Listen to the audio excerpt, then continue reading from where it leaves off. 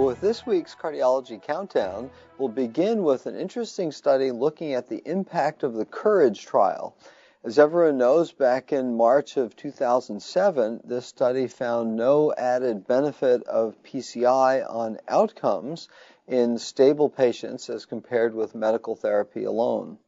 And so an analysis from the Northern New England Cardiovascular Disease PCI registry pre and post the publication of COURAGE looked at the number of PCIs performed and found that there was a steady decline in total PCIs and about a 26% reduction post COURAGE in PCI done for stable angina.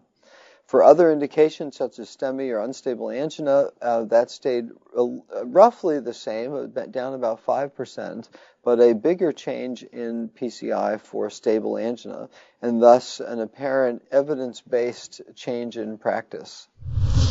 At this week's number 2 spot is an interesting analysis of health literacy. This was an analysis done and a survey done in the Kaiser Permanente health system, and thus everyone having insurance, in outpatients with heart failure.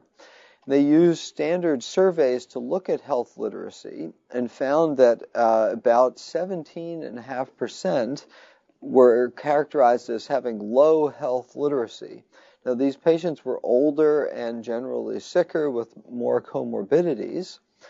But interestingly, they found a higher associated mortality. There's about a twofold increased mortality, even when adjusting for multivariate analysis of the different characteristics.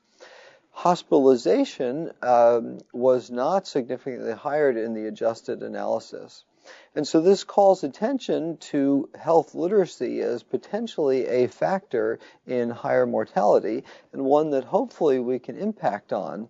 And as you know, CardioSource has as a partner CardioSmart, where we try and boost health literacy of patients and patients with risk factors for heart disease of important medical studies. And so encourage all of our patients to go to CardioSmart for information.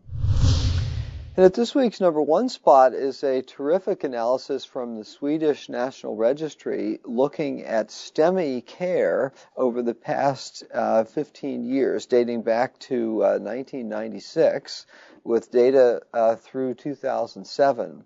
They looked at the use of reperfusion that increased from 66% up to 79%, but a much more dramatic increase in the use of evidence-based medical therapies, where use of statins went from 23 up to 83%.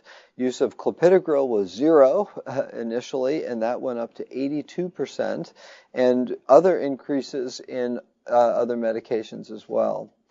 And then, of course, they were interested to see what impact that may have had on outcomes, and they saw dramatically lower mortality rates in hospital at 30 days and at 1 year, with the 1-year mortality going from 21% down to 13.3%.